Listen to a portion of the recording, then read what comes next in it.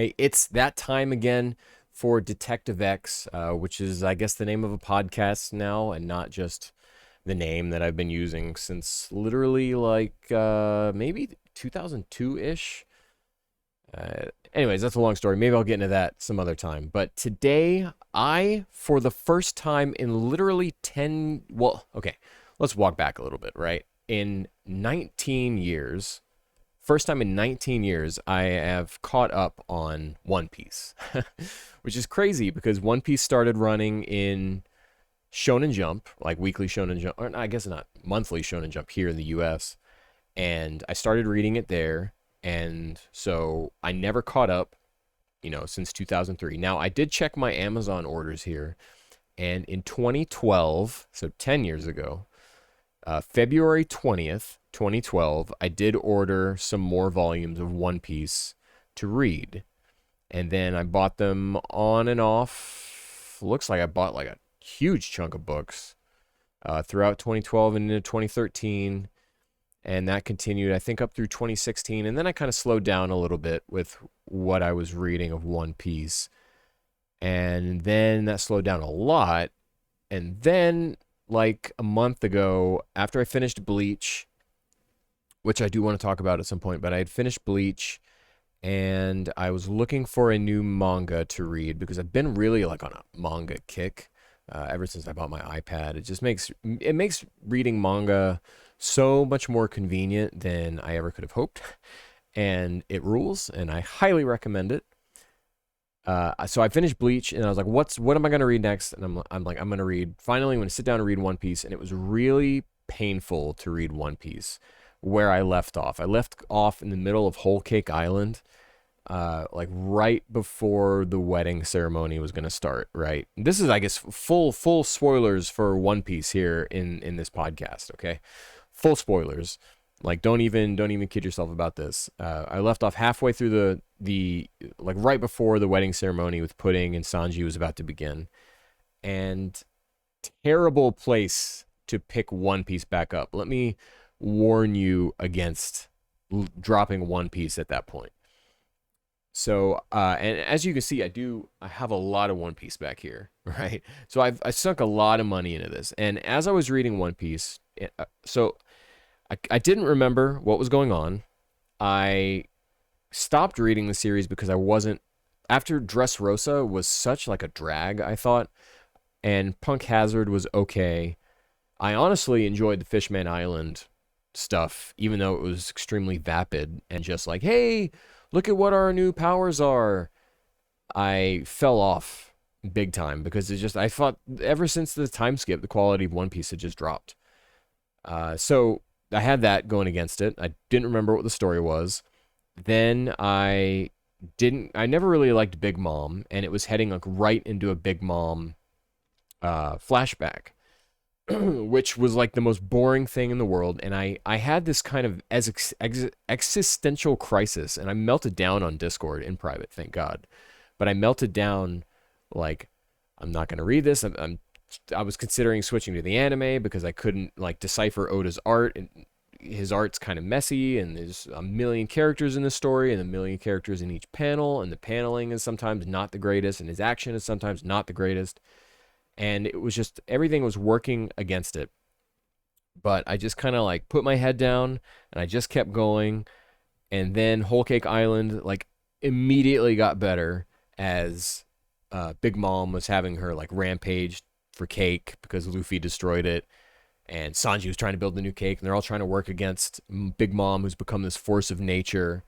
And then I got into Wano, which everyone kept saying like, Wano's the best, Wano's awesome, Wano's the greatest. And I'd seen here and there stuff on Twitter about Luffy and Gear 5 and stuff with Kaido, and I just fell in love with Wano, and I think Wano is some of the best that One Piece has ever been since maybe what is this, Impel Down. I think Impel Down was like my favorite because, first of all, I'll tell you, my two favorite pirates are Usopp and Buggy.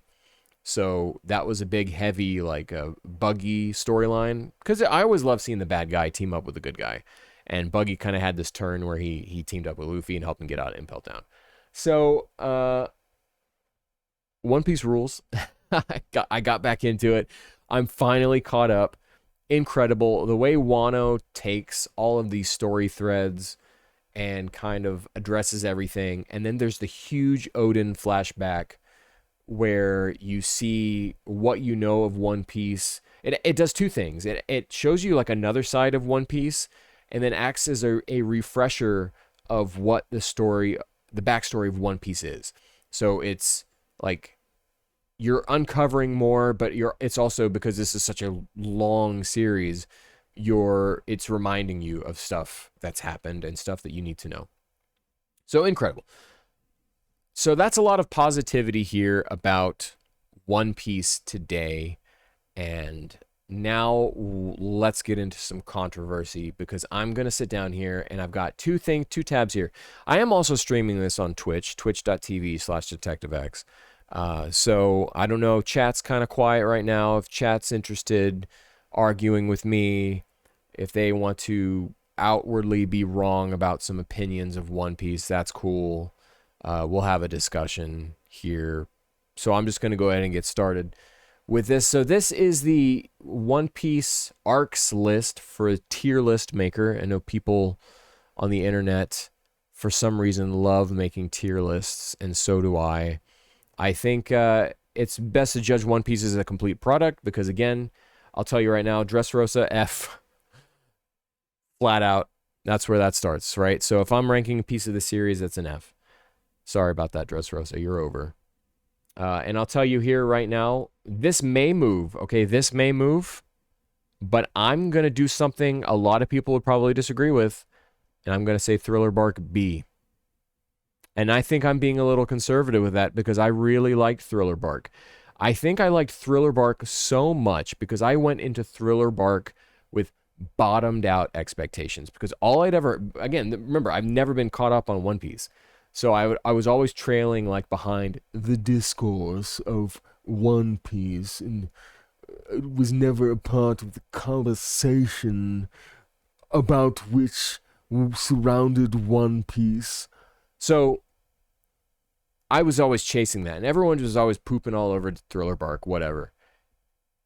So I ended up really liking it. It's just a fun, kind of like side adventure, though elements of it, like almost every other one of these arcs that we're going to talk about, come back to be important in Wano. And with Thriller Bark, you've got the zombie giants or whatever they're called. I don't remember exactly the terminology. You've got the like zombie swordsman, I believe was from Thriller Bark, that is possibly like Zoro's grandfather or something, but like a samurai from Wano, who Zoro fights. I'm pretty sure that's Thriller Bark. Correct me if I'm wrong. Speak now or forever hold your peace. And I guess if you're watching this on YouTube, let me know if I was wrong. So Sabaody? Is that how you say it? Sabaody? Or Sabaody? I think this was arc. Now I'm going to actually have to look something up, because I don't remember. Again, I was reading this stuff almost 10 years ago. Sabaody. Archipelago. Okay, so this was when they defined the worst generation, if I recall correctly. And I remember this one just being kind of cool. Okay, Cammy the mermaid. I remember them talking about her during the Reverie stuff, I think. Sanji uses Parage shot. Let's see here. This is great content right now, because I don't remember any of this stuff. Oh, okay. So yeah, okay. I've seen enough. I remember this one. I'm gonna say at least, let's say A. Impel Down S, easy S. It's like a heist prison escape movie told in one piece. It's awesome. Marineford. Okay, what do they mean by Marineford? Because you've got Marineford. Is Enies Lobby the same thing as Marineford? What is Marineford as an arc in One Piece? Again, I'm not part of the discourse, so I don't understand what people call the arcs. Arc One Piece. So what exactly are they talking about here? Okay, the Paramount War. Okay, so this is when Ace dies. So yeah, you got to go S. You got to go S. I mean, these two arcs together, I think, are killer. Fishman Island. I'm gonna put that B again. I said Fishman Island was kind of basic, whatever stuff, but it was cool to see. I always loved like in Dragon Ball, right? When you'd come back after a time skip, and like the things that are just popping in my head right now are when everyone gathers again after they defeat great Demon King Piccolo, and you see Goku and he's slightly taller. Again, slightly, because in the manga is really Goku's height is variable at all times. But he's taller, and Yamcha's got the scar on his face, and everyone gathers, and that's really cool. And then when they go to fight the androids, and it's like Vegeta can now go Super Saiyan, that stuff's awesome. I always love coming back from a good time skip. So I'm gonna put that one at B too, even if it's just an excuse for everyone to show off their new powers. Okay, now Punk Hazard. All right, Punk Hazard for me was the beginning of the end of me almost dropping One Piece. However, we did get Caesar Clown from it, and I really like Caesar. Punk Hazard may have also been when we were introduced at that point to Momonosuke and Kinemon and Asura, maybe at that point. I don't remember when we met him, because he was he one of the time traveling samurai? I'm not sure. So I think,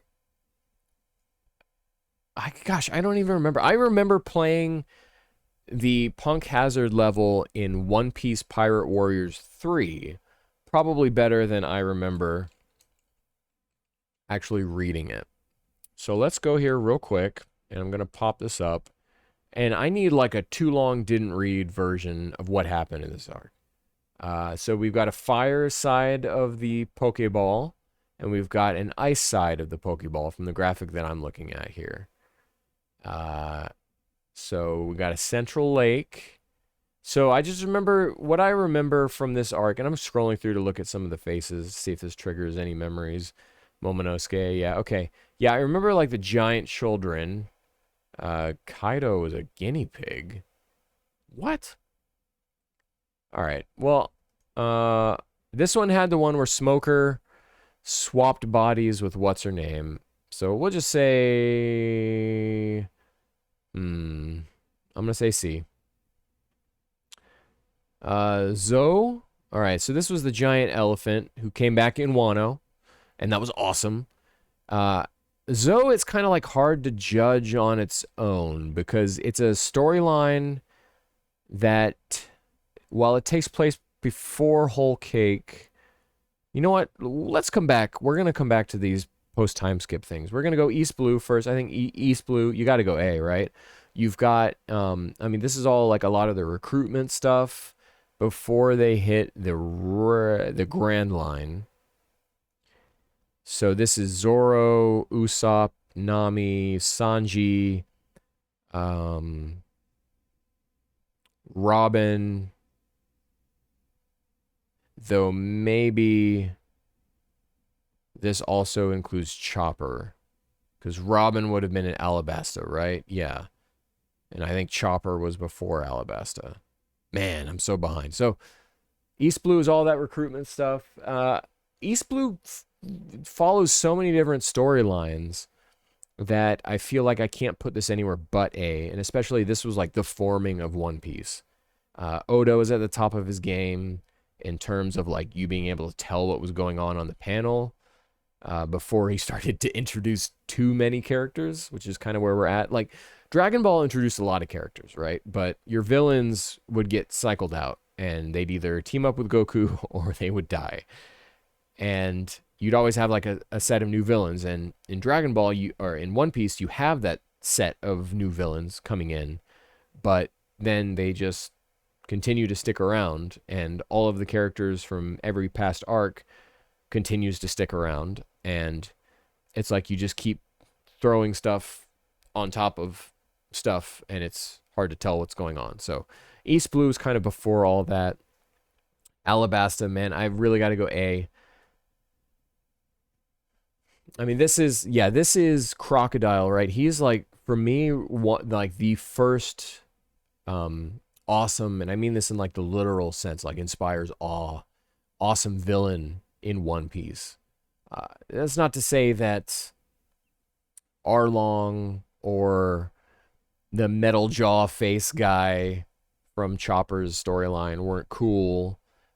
I think, I mean, this was the first Grand Line arc, and so they kind of upped the ante with what they were going to have there in terms of threats. So going in order then, Skypia's next. It's hard to judge Skypia on its own for me, because Skypia for me was also, at the time, was kind of a low point. But then I think about how fun the Skypia level was in One Piece Pirate Warriors 3, and I feel a little bit differently. And also the payoff with the fight with NL, I'm not part of the discourse, so I don't really know how people are pronouncing that name. And also, I am, for the most part, I am a manga only One Piece fan. I do read the manga. I have seen 5 of the movies, okay? And those 5 movies I've seen are the Baron Omatsui or Omatsuri one with the toothbrush pirates. So I've seen that one. That's the one that was done by Hoda? Is that his Hosoda? I've seen that one. I've seen Strong World. I've seen Film Z. I've seen Film Gold, and I've seen Stampede. So if I were to just rank those real quick, I'd say probably Strong World, Stampede at the bottom, even though that was like the Broly of, I mean, Dragon Ball Super Broly of One Piece movies in terms of like incredible animation. And then I'd probably put Strong World above that. And then I would probably put Film Gold above that. I didn't think I was going to like Film Gold as much as I did. I really loved Film Gold, and I would have even taken that movie as an actual arc in the manga. And then above Film Gold, I'd probably put Film Z. Film Z was really cool. I liked the way it worked, used canon as a base for its story before going on to actually tell something new. I like that a lot. And then at the top, of course, is the Hosoda one, which is the one that Funimation never even adapted. Also, One Piece is like a strange thing that of the anime that I have seen, I've watched all but the Baron Omatsuri. Omatsui? I'm not sure how to say it, or even how it's spelled. Like, I'm working off a vague, when I picture it, it's vague in front of me. I've watched those 4 movies all dubbed, and I think the One Piece dub is, frankly, insultingly incredible. Because it's so amazing and done with such care and directed so well that it infuriates me that this was, I mean, I guess at the end of the day, who cares? But it's upsetting. I'll use that phrase. I'll tone it down. It's upsetting that this is the series that Funimation, God rest their soul, that Funimation put everything behind. And you had great casting and great performances. And then I look over at Dragon Ball, which is a dub I have a lot of nostalgia for. I'm not going to lie. And again, I said in my superhero movie that Sean Schemmel is my favorite English Goku, and I do think that's true. But then you look at like a prime example of the Dragon Ball dub is like Kaio versus King Kai. And I'm not talking about the names, I'm talking about how performance wise and writing wise, those basically become two different characters. And even when Funimation had this great opportunity to do a reset with Kai, and to their credit, they did. Frieza and I guess Gohan, much better casting, and Monica Rial as Bulma. Much better performances with those recasts, but you still had a lot of legacy stuff that stuck around and then stuck around into Super, and it's probably not going anywhere because the legacy of that original dub kind of has its chains around Dragon Ball going forward. But One Piece has not had that problem because One Piece's legacy was a trash 4Kids dub. And of course, no one wants to carry that around. So when Funimation went in ground floor with One Piece, they could go and just kind of make a real quality product from the start without having to worry about what came before. So I mean this when I say that One Piece's dub is insultingly incredible.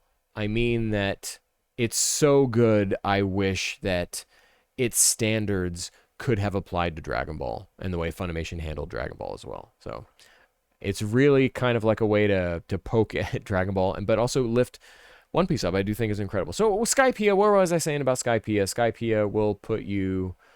I'm gonna give Skypiea the benefit of the doubt that if I ever read One Piece again, I'm gonna go, wow, that arc was crazy important, given Nika, Joy Boy, given Joy Boy, and probably the Lunarians are going to be really important, tying back to Skypiea. Okay, so Enies Lobby, I got to figure out what they mean by this, because to me, Water 7 is like one big, long story. It's the same way that for me, Impel Down and Marineford, I wouldn't really, in my head, I wouldn't split those two, because to me, it's like, when you say, Dragon Ball fans will say like the Cell Saga, right? Which really encompasses a whole lot. It encompasses Frieza and King Cold landing on Earth, Trunks showing up, time skip, androids, Cell. So to me, that is all like one long story arc. So to split stuff up, what's up, Quacka? In chat on twitch.tv/DetectiveX. So to split these two story arcs up, to me, seems extremely weird, but that's how the One Piece hashtag community does it, so I'm going to respect it, but I got to look it up to see where they're drawing that line. Unless I'm totally wrong.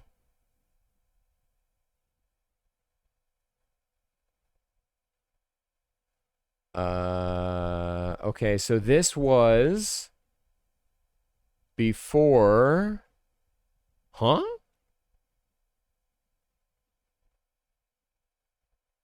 I'm talking about, I want to know the arc. Enies Lobby arc. Okay, Enies Lobby arc. Okay, so this is, okay, so Water 7 goes before Enies Lobby. And I would honestly say both of these are A. I really like this part of the story. Like, to me, if I'm going to think about this in Dragon Ball terms, which I often do think about many things in Dragon Ball terms, to me, these are like the Cell, what you would refer to as, and I'm assuming a lot about you, the viewer, but what you would refer to as the Cell Saga. Like, to me, this is like Frankie joining the team and everyone going to rescue Robin and Soga King of all characters. To me, this is like peak iconic One Piece, and I feel that way about the Cell Saga in Dragon Ball as well. Like, you've got all your characters alive for the, yeah, everyone's alive. You've got everyone alive at that point. I mean, Frieza's dead, but you got everyone alive in the Cell Saga, and it's great. Zoe, I think this one had a lot of cool stuff, you know, like the King of the Day and the King of the Night, and they're never awake at the same time. Though once you kind of learn more about those characters in Wano, it does seem a little bit weird. And Zoe sets up a lot of stuff in Wano, and it's kind of like the splitting off point for all the characters, if I recall correctly, when half the cast then goes to Wano and the other half goes to Whole Cake. So Zoe, I'm gonna put you at C with Punk Hazard. Whole Cake, I gotta listen. Whole Cake was really where I was having a crisis about One Piece. And the only reason it's not F, like Dressrosa, was Dressrosa, I was winding down and beginning to resent One Piece.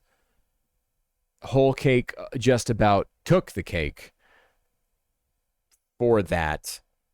But again, right after I had my crisis, then it turned right around and got incredible. And Wano, you know what? I'm going to even do this. I'm going to add a row above, and I'm going to call this Wano tier. And we're going to move Wano into that because I think Wano is the best One Piece has ever been. Not by far, but I think, yeah. And I think, hey, that's a pretty good spread, you know? What do you call that, like in school? What do you can't see my mouse, but what do you call that in school, like when you've got a grading curve or something? I think that's pretty good. But no, I can't put Whole Cake in S tier, Quacka. Come on, man. Yeah, bell curve. Thanks, Hiroshi. I don't know if you want me to call you by your real name. So, but yeah, I'd call that a good bell curve here we've got going on. This is going to bother me, so I'm going to move this to be chronologically, I think. So yeah. Again, you know, I'm not a... Okay, Billy, thanks. Billy doesn't care. And twitch.tv/DetectiveX. YouTube version, you won't be seeing the chat. So, Impel Down and Marineford. Like, really, I'd say that's one arc. Same with Water 7 and Ennie's Lobby. One arc. Other than that, yeah, I'd call that... a good tier list for me, anyways. All right, now let's take a look here at the actual Straw Hat Pirates themselves. This includes Yamato, or Yamao, as Luffy would call him. Okay, so Luffy, we're going to put you... I got to put Luffy in S tier. I think Luffy is my third favorite One Piece character behind Usopp and Buggy, so surprise, Usopp is also to S tier. Luffy is incredible. One of those rare cases where the main character ends up in my top 3. Like with Bleach, I would say it's like Renji. I really like Grimjow in the end, but I think I just like his design. What's the bald guy? Ikaku. I liked him a lot, and I like Kenpachi. I really like him. So like those are probably my 3 favorite characters. Billy says the technical term is normal distribution, but we'll go with bell curve, yeah.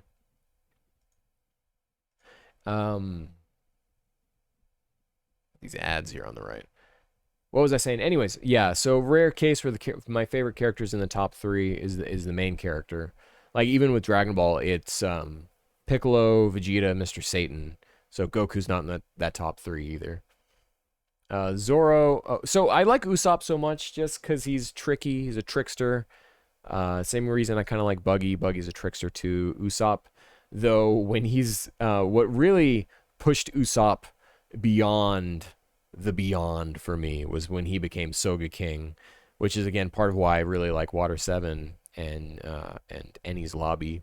Is you've got Usopp like lost his mind, got in a fight with Luffy, and was like, well, I'm so ashamed, but I still gotta help. And so he's Soga King, and he's just incredible. And then like there's the whole God Usopp stuff with those little people in Dressrosa, which I know I just praised something about Dressrosa, but I guess Joker was Doflamingo. He kind of had cool shoes. Zoro, I'd say, is A tier. And I don't think anyone is going to be below B tier. But Zoro, A tier. I think he's so fiercely loyal to Luffy, and it's just he knows what he wants, and he's like I'm never gonna get defeated again. And credits to Oda. Oda's really kept to that since he first lost to whatever that what's that guy's name? That Don Quixote type dude, or if that's his actual name, I don't remember. I really like Zoro a lot, and they always have the gag about he's constantly getting lost, and it's great. Nami though, I probably put Nami in B tier, just because I don't think Oda has really done enough with her. I think Oda kind of shot his shot with Nami early on with the Arlong stuff, and ever since then, Nami has just kind of been there. With Wano, I think she got a lot better. With Whole Cake Island and in Wano, I think she got a lot better when it came to regards of Zeus, the cloud that she steals from Big Mom. I thought a lot of that was really cool. But for me, total, all said, I think she's almost too level-headed for the Straw Hat crew.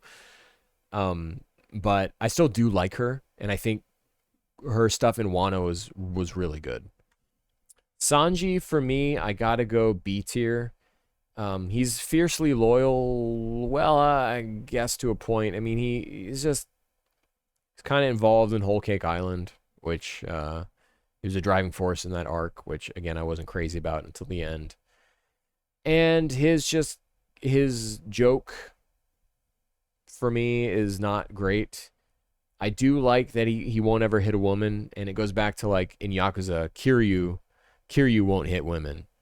And in Yakuza 7, spoiler alerts for that game, you well, let's just say the gimmick of Kiryu not hitting women follows through into that game to in a gameplay capacity. Chopper, I'd probably put Chopper B tier as well. I like Chopper. He's just, for me, he's nothing special. I think you got to have a cute character. You know, you got to have the Pikachu of the group. So that's Chopper. I liked the stuff, again, I liked the stuff in Wano when he became the old baby after eating the Rumble Ball. And then the way they localized his dialogue for that was really cool. Robin, I think Robin's A tier. She is one of the most for like the saga of One Piece and where everything's going with like the poneglyphs and uncovering the Poseidon weapon and the lost 800 years. I think Robin is one of the most important characters to like the big picture of One Piece. So A tier. Plus she's cool. And then she became like a demon in the Wano arc, which was neat. Brook, Soul King Brook, A tier. Purely because his puns make me laugh every time. Can't go wrong with that. Now, I think with the remaining three characters, so we've got Jinbei. Let's put them in order of recruitment: Frankie, Jinbei, and Yamato. And man, I almost want to put Frankie in S tier, but I don't think I will. Not yet, because I think for me he peaked in Water 7. So, not to say he's bad, because I still really love Frankie. So he's going in A tier. He's not going any lower than A tier. I'm just apprehensive to put him in S, even though he is like the robot cyborg dude of the group. I just think he was especially great in his introduction arc, and he's just been like really solid since. And I guess in a kind of a way with Nami, in where it's like the character exploration was done early and then just kind of pushed aside. Whereas with like Zoro, I feel like we're constantly uncovering new stuff with him. Robin, we're constantly uncovering new stuff with her. Even Sanji, I mean, we had his arc just recently. He's really, I guess you could say he's really had two big arcs. But Frankie, I don't feel like we're getting really that exploration with. But um, I'm almost talking myself into putting him in a B tier. But he's really cool, and he likes soda, cola. Jimbei. All right, so let's take a look at Jimbei. Jimbei has been like an honorary Straw Hat basically since his introduction. And only during Wano does he finally join the Straw Hats, like for realsies, when the Sun Pirates let him go and he joins. And then he's now the helmsman of the Golden Sunny, I think is the ship they're on now. Jimbei, I gotta go A. He's been around for so long. All right, so now we've got Yamato, also known as Kozuki Oden. He's a real new character, but yeah, he rules. A tier. A tier. All the way. None of these characters are bad. None of these characters are bad. I think I've got my 2 S tier characters, my 6 A tier characters, and my 3 B tier characters. And I think that's about where we're gonna end that. I was looking, I didn't think this was actually gonna run this long to rank all the characters and stuff. I did look at like doing some other stuff, other rankings, but it was good. Listen, it was going to get out of control. So, that is where I'm at with One Piece. I'm caught up. I've started watching a little bit of the anime as well to just kind of see what it's like.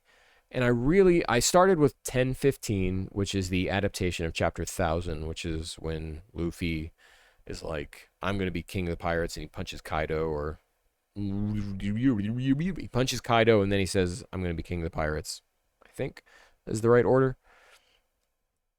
So I started there, and I'm just going to kind of stick from there and watch the anime for a while. You know, as I was reading through the manga, I kept thinking, like when I was watching 1015, there was a part where Yamato, that shinobi whose name escapes me, and Momonosuke are sitting in there, and Yamato is explaining, I believe he's explaining Oden's journal to Momonosuke, and the way that room was lit that they're in is not the way I interpreted that scene in the manga at all. And I was so impressed by how moody it looked that it made me really want to see what the anime does with the rest of that arc that I was reading. I'm especially looking forward to when we get to Joy Boy and how kind of Looney Tunes-esque gag character Luffy is there. So that'll be fun. I'm gonna keep watching the anime there, and of course I really want to watch Film Red, which is the new movie that they're putting out. Oh, so for me, like, where do I think One Piece is going? Okay. Obviously we've got to get to Laugh Tale or Laugh Tall. I think it was called Laugh Tale in the way Viz adapts it. You know, like, it's a real struggle for me to not call Zoro Zolo, just because that's how I've been reading it for so long, or to say Eneru instead of Enel. You know, like all the ways that people refer to these characters. This is what it must be like to only watch dubbed Dragon Ball and call characters King Kai or Krillin or Hercule or this is what it must be like to not be able to have trouble fighting the urge to spell Frieza with an I. You know, that's kind of where I'm at with One Piece, because the whole fandom has this agreed set of how they're going to refer to things, and then Viz is like over here being like, no, we're going to put an L in the name, I guess because we don't want to get sued, even though we have a different number of R's, whatever. But going forward, I think we're going to look at Shanks has always kind of been operating seemingly on Luffy's side, right? And I think the way it's setting up is that we've got the Marines are a big threat, obviously, and the Celestial Dragons are a big. I just spit it like everywhere. The Celestial Dragons are a big threat. I think Shanks is going to end up being kind of a huge threat going forward, actually. I think we're going to see him be less of kind of on Luffy's side, watching out for Luffy, and more working against him. You know, he was the guy who had the Joy Boy fruit. He was the guy who, right before Wano started, or in one of the Wano interstitials, met with the 5 elders or whatever and had like a secret discussion with them. There's a lot of stuff between him and Roger that's hinted at in the Odin flashback that we don't really explore. Shanks and Buggy specifically stay behind and don't go to Laugh Tale with Roger. So I think, you know, he wants to get there. He wants to get to the One Piece still because he didn't experience it that time before with Roger and Odin.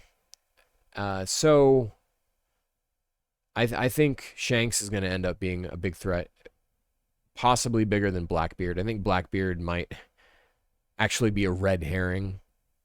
And he might end up being dispatched with before then. I don't know. I don't really know what the One Piece is. I mean, we know it's something that when Roger saw it, he laughed.